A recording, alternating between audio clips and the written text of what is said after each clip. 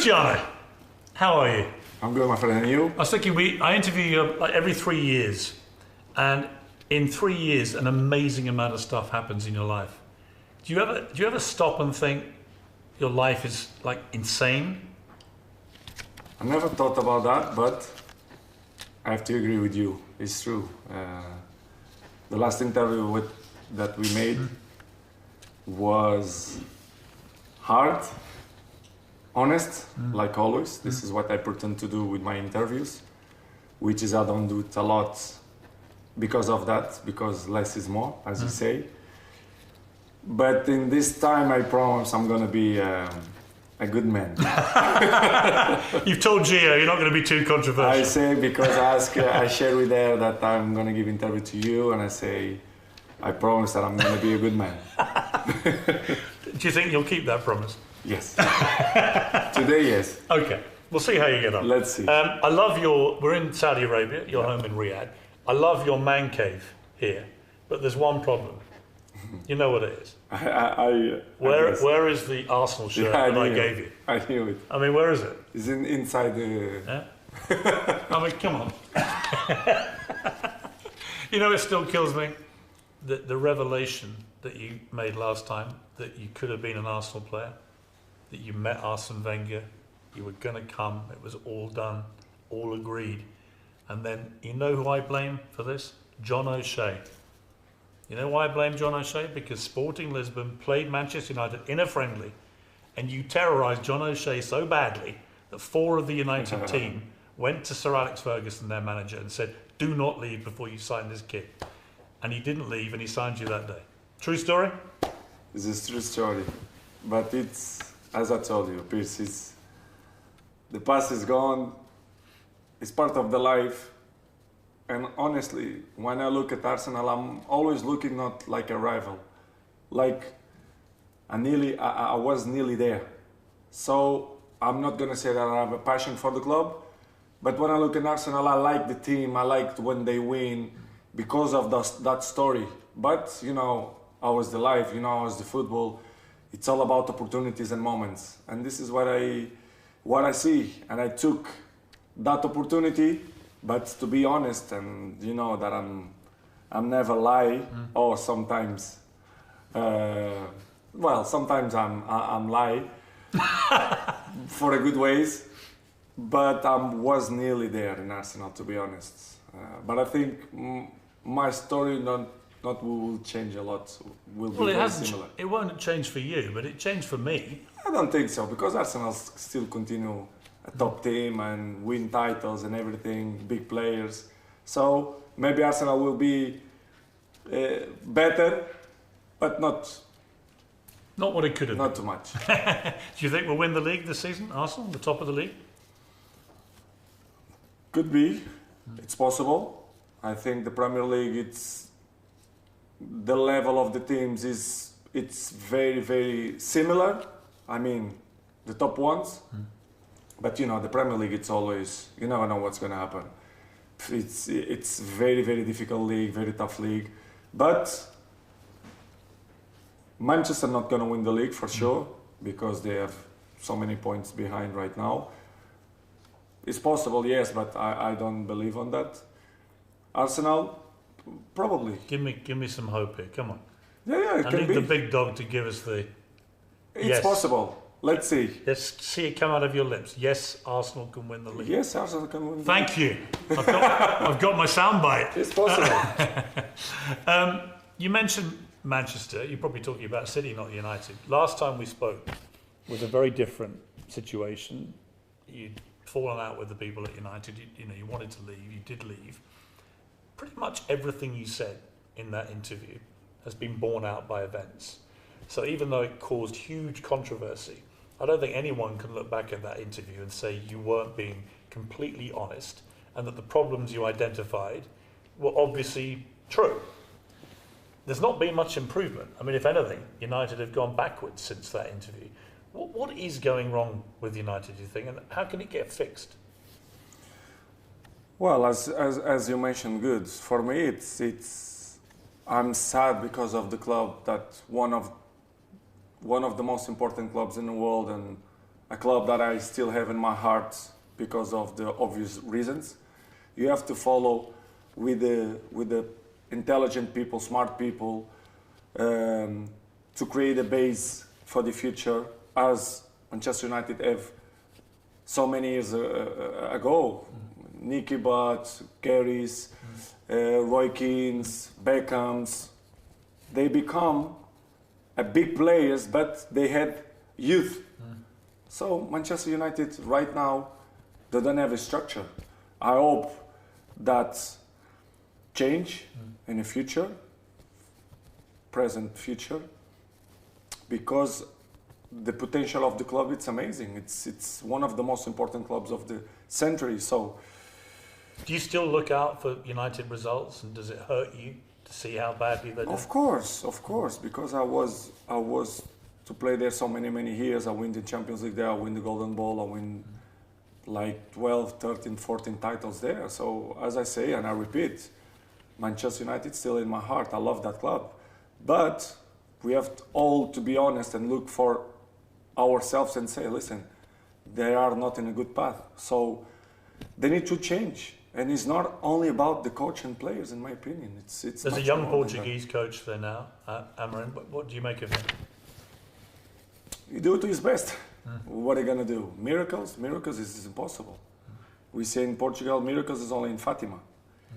And I don't know if you know that expression. They start to smile because they know what I mean. I know, yeah. You know the Fatima? Of course. And you're not going to do miracles. Even the players, Manchester United have a good players, but then don't have, some of them, the mind, what is Manchester United is. You became a billionaire last week. I was the one that told wrong. you. I was the one that told you. Because I messaged you and said, true. have you seen this? It's not true. It's not true? I'm a billionaire so many years ago. I knew you'd say that. I knew you'd say that. And you probably were, right? Yeah, with 39. How did you know? Who told you? Please, I know my money, eh? Do you know exactly what you're worth? Really? Not precise 100%, but of course you have to take care of your stuff. It's normal, you know. I'm not like that to look, but I have people around me who help me, you know, to do the right things in all areas. But financial, I have a guy who I spoke almost every day, not about that, but about my structure, the investments, the opportunities, and I have control, you know, because it's my life, it's my money, you know. That moment when you realised you were a billionaire, what was that like? I knew it that this is what will happen, so I was prepared. It's a matter of time. So honestly, I was super happy. It's like when you won a golden ball, because you make your own goals. You make your own goals. Everyone make these own goals to build a house, to have a car. Or it was my goal to reach that number. Because, it was? Yes, honest.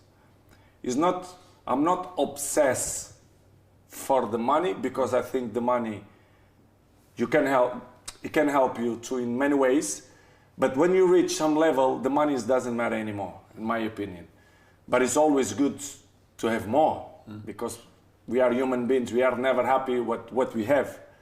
That is something that I learned during the time, that financial is important, the money is important, but other things, they are more important than that. But to answer your question, I was super happy, because it was one of the main goals that I had on my mind. A part of football, trophies, Champions League, Golden Balls, trophies, everything.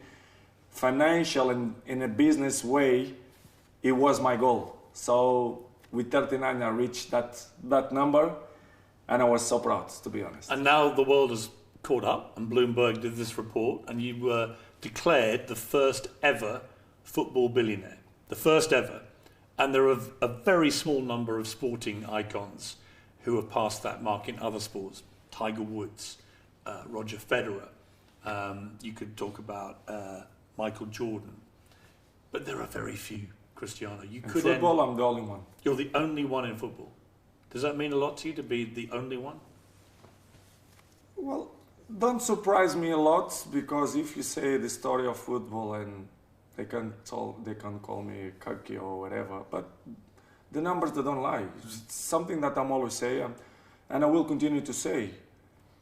If you see so many records in football, Cristiano is there in the top of the list. So it's one record more. So for me, don't surprise me, because I knew my potential in football and my potential outside the football. Don't surprise me, to be honest. I knew that I'm going to reach that number for many reasons.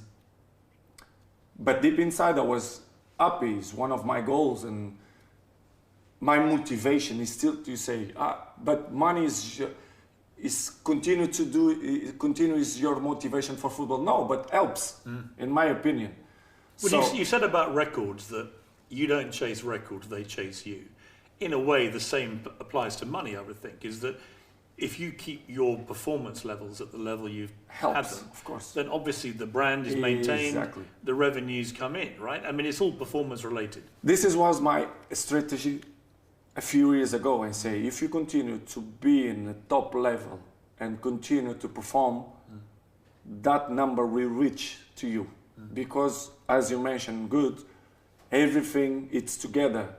You understand? So, it was my plan. If you ask me, you thought that you will reach so quick? Probably no. But I knew that I will reach that. And it was good. Show me your left hand a minute. Which one? You want to see this or this? Well, I'm looking at both and thinking, your left hand is probably worth more than I have in my life. No. And I'm not a poor man, Cristiano, but this arm is... It's not that much. I mean, this watch alone. When they see Cristiano, when they see the bright, they say, wow, Cristiano have that. But sometimes it's fake. But they don't... They don't realize because I'm Cristiano, nobody believes that it's fake. I'm joking. What is the most... It's a present. I cannot say no. People give me... Really? Georgina offered me this in the Christmas, and I have a sponsor with Jacob. So I didn't buy with my own money. I have the sponsor. You understand? What is the most expensive thing you've ever bought? Most expensive? Most expensive thing that I bought? A plane. A plane? Yes. I love the way you had to think about that. But it was. What kind of plane? I have my plane since I'm 13 years old, but I changed right now 1 year ago, so it's a little bit expensive. What model do you have now? I have a Global Express. Nice. I mean, that's a sign, isn't it?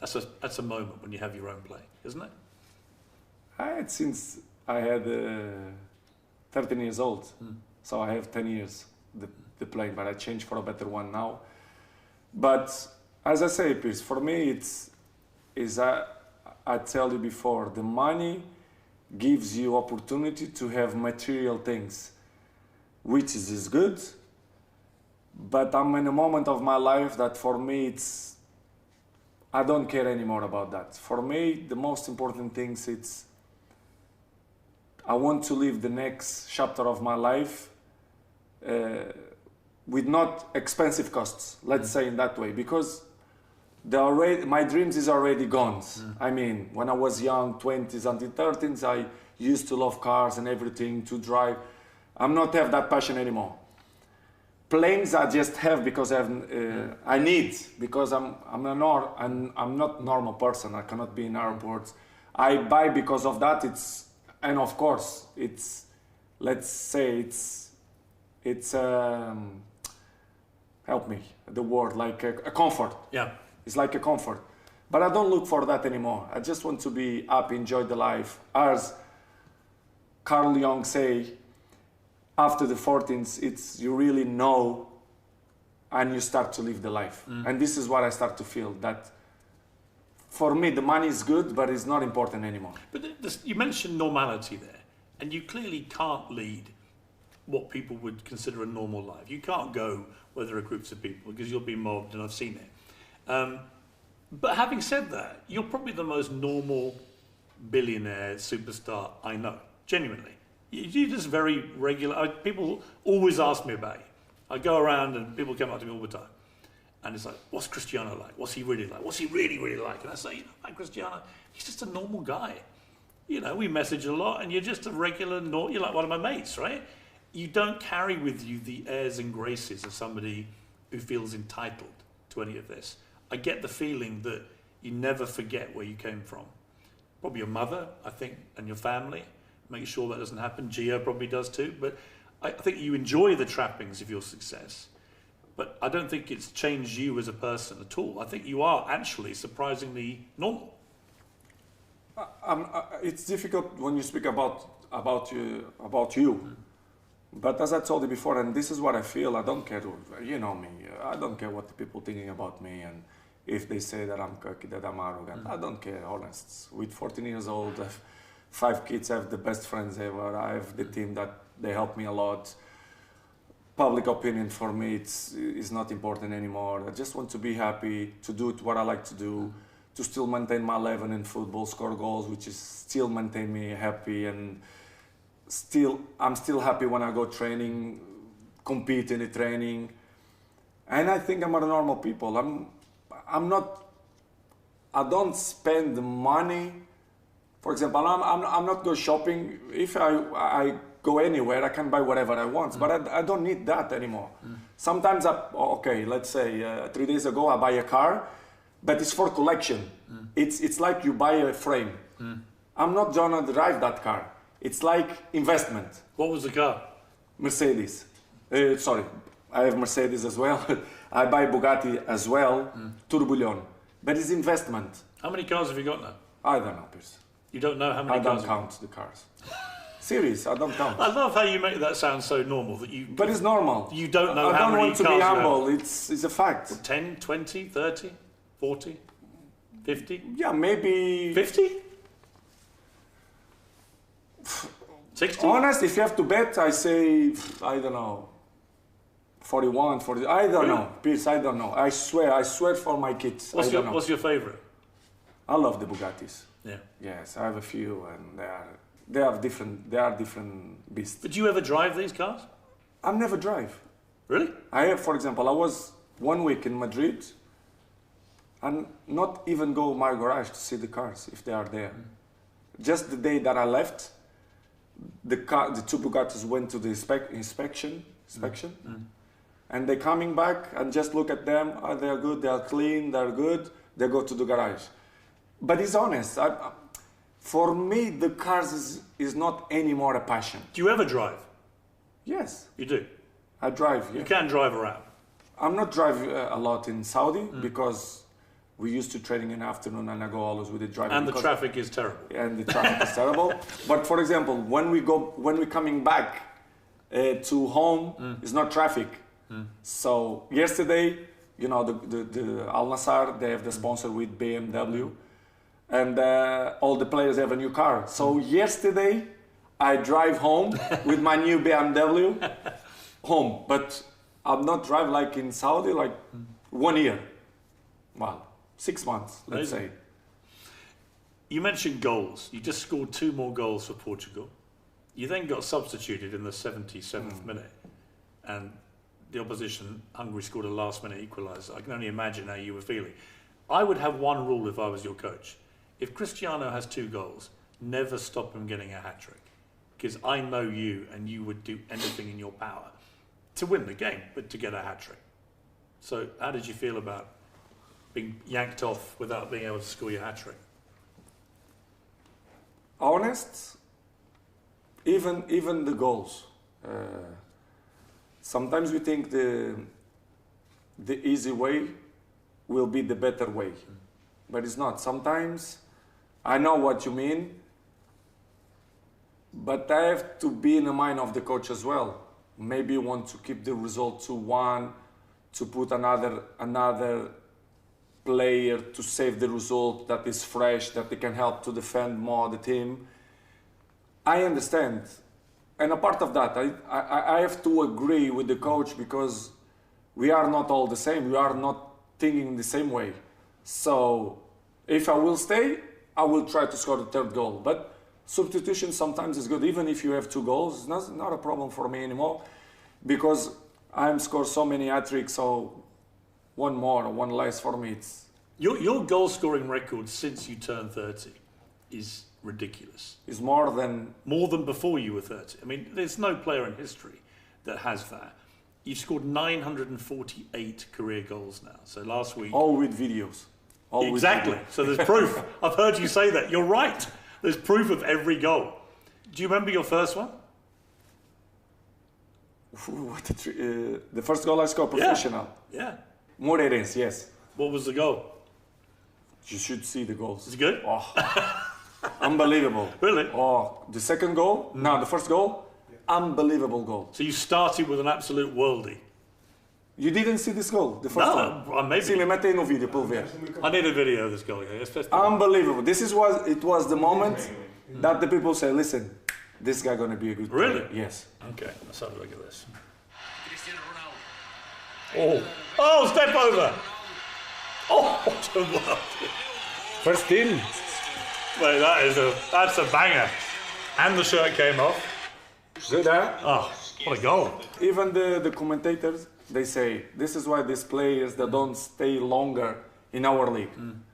With 17, for me, is like, it was a big boom for me. Like, Did that feeling, that first goal, and it was a great goal, but that first goal, is that where you first got that rush where you were like, okay, I love this so much. This is give you confidence for yourself. You say, wow, I play with the men's. So they want to stop me. But even with 17, I was quicker than them, smarter than them, and score. This is where you start to feel that you're gonna be, I'm not gonna say golden ball, whatever, but a good professional player. Who's been your favourite player to watch ever? To mention one player, I think it's not... Is there one, like if the television's on and there's a match and there's a certain player in the last 20, 30 years and you've gone, I've got to watch that because of this guy? I watch the game. I watch the players. To watch something because of one player, no. I watch, for example, Brazil because they have many players. They have Ronaldo, Ronaldinho, Kaká, yes. I watch, I don't know, Argentina because of the players that they have. I watch Spain. I look in that way, not because of one player, honest. But I have to respect that in the state of football you have many great players and stars players, which is you enjoy more than the other ones, of course. But to follow a game only because one player, no. Could you imagine retiring? Yes. Have you got in your head an age when that may happen? Soon, but I think I will be prepared. Will be tough, of course. Will be difficult, yes. Probably I will cry, yes. Yeah, normal. And I'm easy guy to cry. I'm not keep my feelings. I'm honest. I'm open person. Yeah, you are. Yes. Will be very difficult, yes. But Piers, I prepare my future since 25, 26, 27 years old. I prepare my future. So I think I will be capable to support that pressure that... What could bring you anything like the joy of football, of actually playing football? Because you clearly still love playing. What outside of football do you think could even come close to replacing that? Anything, or Nothing. have you accepted... Nothing, I think. Yeah. Nothing will be compared. That the adrenaline that we have for football to score a goal will gone this way. But as I say, everything have the beginning, everything have the end. So I think I will be prepared. I think. But I have other passions. I'm gonna have more time for me. I'm gonna have more time for my family, to raise my kids, especially the Bella that I have 3 years old, that I start to feel when I travel and stay so many days in a hotel with the team, kind of a rush. I want to follow Cristiano Jr. because in the moment of the age that they're a little bit stupid, they do stupid things. Normal, because I did the same. I want to, Matteo, that I love football as well. I want to be a more family person, more present. Also, to have my own hobbies, which is I like to see UFC, the fights. I like paddle, for example. It's our main sport. I hear you're very good. Sport. I hear you're good at paddle. Well, we learn, me and my friends, my closer friends. It's something that we've been together, unit, so it's good. I like and I want to learn something more about my companies, other stuff about, for example, I'm never going to be a YouTuber, of course. But you have got 76 million subscribers. I want to be there. And you got that in about 3 months. I mean, you say you're not going to be a YouTuber. You're one of the biggest YouTubers in the world. I struggled for 3 years to get to 4 million and thought I was a genius. You come along, and in about 3 minutes, you overtook me. I'm going to spend more time on that to learn, to do it more stuff. I think I'm going to do it the funny things and things that I'm not used to do it before, because, as you know, for me, the perspective that I have, football is not only about to go to the training ground, training 1 hour, and do treatment. I live football 24 hours, let's say in that way, to do it the right things, to perform. Because by my age, the things is getting more difficult to recover fast. But I'm enjoying this process. It's nice that you see the life with the different eyes and with the different vision. You have the different ideas. For me, it's a good challenge. Even with my age, I'm enjoying this period of my life, because you learn so many things and you start thinking about other things, not only in football, and makes you happy. Which are the brands that you really enjoy working with? I know that you're big in real estate, for example. I know about your aftershave. I use it. It's very successful, I have to say. I mean, people go, oh, you smell like Cristiano. So, but you've got so many different things you're involved with. Which are the big ones for you that you're most engaged with, do you think? YouTube, we start to do a few things with the YouTube. The image is always there. As you say, the real estate is my really passion, and people that don't know that. I'm a challenge person in some business that people don't even dream about that. I mentioned off the interview. I'm a person that always wants to learn, not only in the business way, but also in a life, for the new chapter of my life, that you start to get a little bit more mature in some decisions. You have, I don't want to reveal a secret, but you have a video game room around the corner with about 8 consoles. And I noticed you've got an esports award there. I mean, you love all this stuff, don't you? Yeah, it's the future. As you mentioned, the esport, I'm ambassador of that huge event that they do it every year here in Saudi. I have to appreciate our boss, MBS. He gave me that opportunity to be the ambassador of the e-games, which is, if you never saw, you should be here to see. It's the great event. And I'm here in the country, of course, because of him as well. So it's a guy that I really respect, and I'm here because of him. So we do the fantastic things for the country, especially A-game. Let's turn to the other more important deal you did recently. Which one? I do so many. Your engagement to Gio. That's the most important. I mean, come on. Sorry. This is the biggest deal. If not, you kill me. Yes, it's true. No, you've managed to resist getting married to your 40s. Well, you haven't got married, and you're 40, right?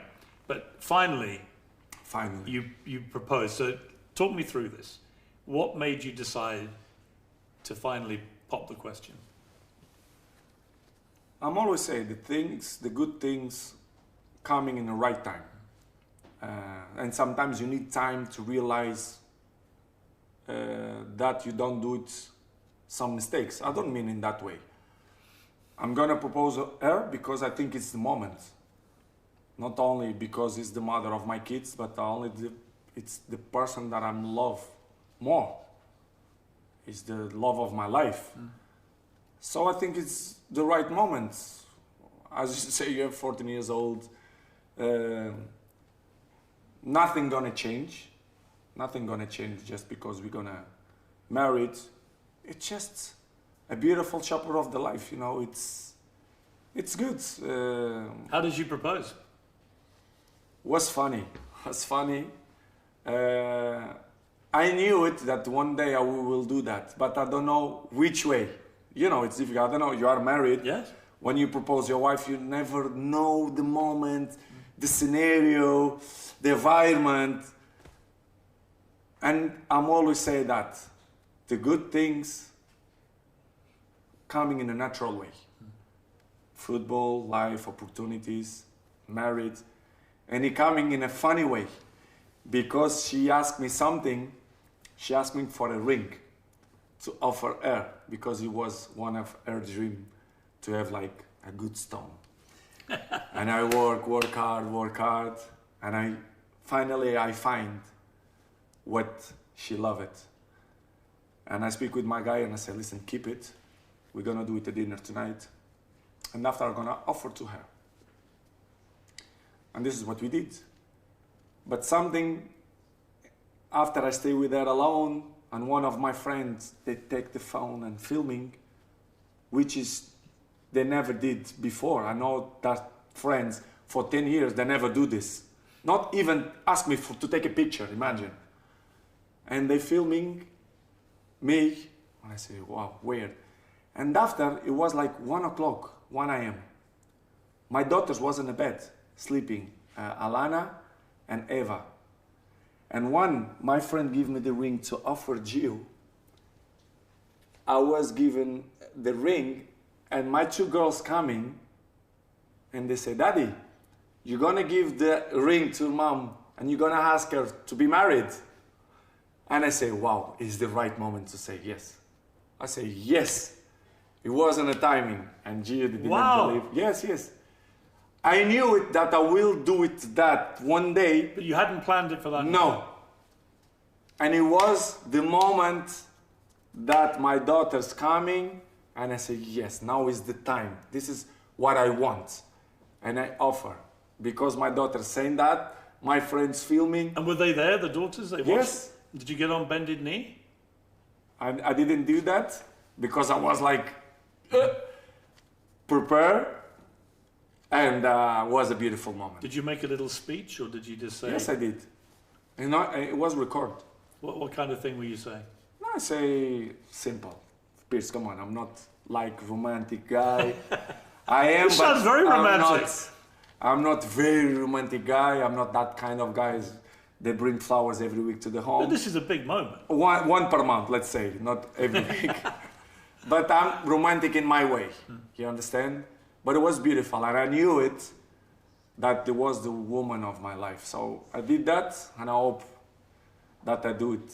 Did she hesitate, or? Of course no. No, but one thing that I love it, she didn't care about the ring. She asked me if I speak the truth. Say, honest? Honest? Yes, honest. I want you, blah, blah, blah, I want to marry you, blah, blah. But she didn't believe. But it was funny. Did you cry? I didn't cry, but I was like, because I see his reaction, I had tears on my eyes, yes. And was that because of the cost of the ring, or? Both. Oh, I've seen that ring. Both. I mean, I've seen human beings get blinded by that ring when she walks around. It's big, I know. Last time we spoke, you'd gone through a very sad period as a family. You'd lost your baby son, and you talked very movingly about that. That kind of experience can damage a relationship, or it can make it stronger. Clearly, in your case, it must have made things stronger for you. Do you feel that? I feel that we always support each other. Sometimes it's like in a relationship, you have good moments, bad moments. It's part of the journey. But probably in that period, we consolidate more the relationship because of what you say. But even this is something that I learned by the time. Even in the worst moments, you have to make the things smooth, you know, because not only when you are there, in a good moment, that's not gonna come the bad moments. Try to find the balance for everything. In the good moments and in the bad moments, back to the basic points, a baseline. And this is something that I learned. Was difficult periods, but it was nice. Honest, it was nice because I learned so many things. I saw other perspective of the life. My daughter now, which is 3 years old, she's the queen of the family. She's the who make the house happy. You know, everything happened for a reason. I believe on that. So we are a blessed family. So I'm proud for that. For those who don't know Gia, I've had the pleasure of meeting her a few times. What is it about her that made her so special to you? Well, she has so many things, good things that I love it, that I believe she's unique in that way, which is she take care of me, which is very important. She take care of the family, she take care of the house, which is take a lot of work. If you want to be the opposite, will deal with that. Men cannot deal with that, honest. And she's special for me because a part of his qualities, beautiful body and everything that I like, she's a person that understands me and take care of me and my family. So this is what I'm looking for. Was your mom happy when you told her? Yes, I believe they are happy. My whole family. It's something that I think that it's good for our family, not just for my family, kids, wife, but also for my mom, brothers, sisters. I think they are all happy because they see that I'm a grown man now. So they are happy, and as I say, and I'm continue to repeat, it's a new chapter of the life. Do you have a wedding day yet? Not yet. We plan to do it after the World Cup with the trophy, but do you know where you want to get married? We didn't plan that because she is not the person that they like big parties. She don't like it. She like private things. So I will respect his decisions because I'm not. More importantly, have you decided on where the stag party is going to be, and can I come? Why not? Thank you, Cristiano. And we do it interview. No. Jose, is he organising it, Jose? Jose organize everything. Our CEO organize everything. Have you got a stag party? I mean, we'll be talking a week somewhere? You are part of the family, please. Thank you, Cristiano.